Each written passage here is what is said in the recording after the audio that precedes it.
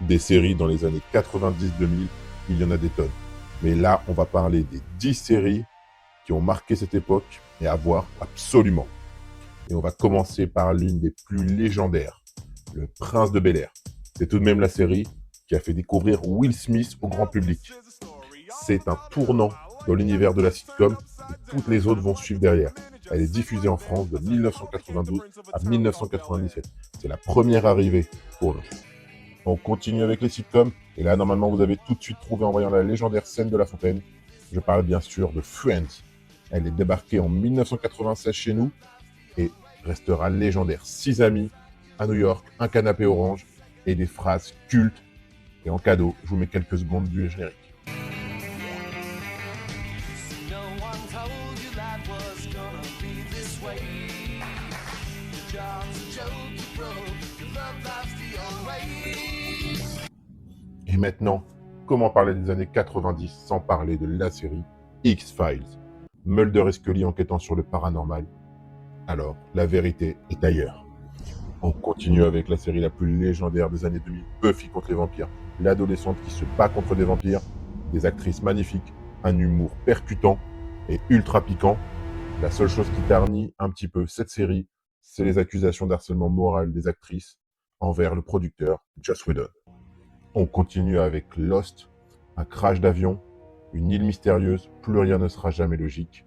Je vous laisse débattre en commentaire à propos de la fin, on va pas vous spoiler. Elle fait débat, on n'aime pas, chacun de voir. Une autre série à regarder absolument, Les Sopranos. Tony Soprano, chef de la mafia du New Jersey, tente de gérer sa vie de criminel, sa famille et ses crises d'angoisse en suivant une thérapie. Maintenant, on passe à un mastodonte, Breaking Bad, la série la mieux notée de tous les temps.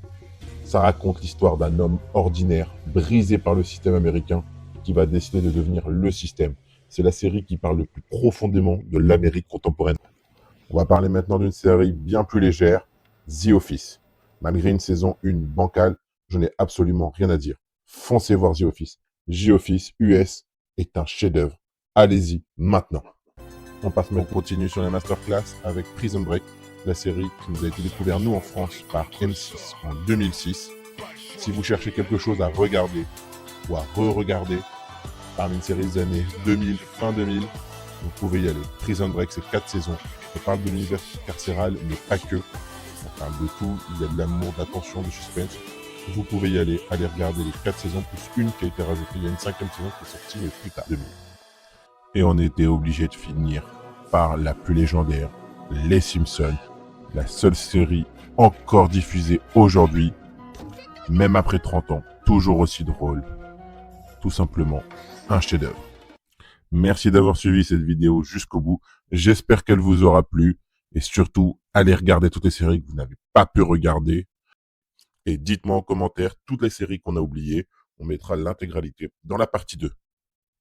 Et on vous dit à la prochaine. Abonnez-vous pour plus de vidéos. Ciao!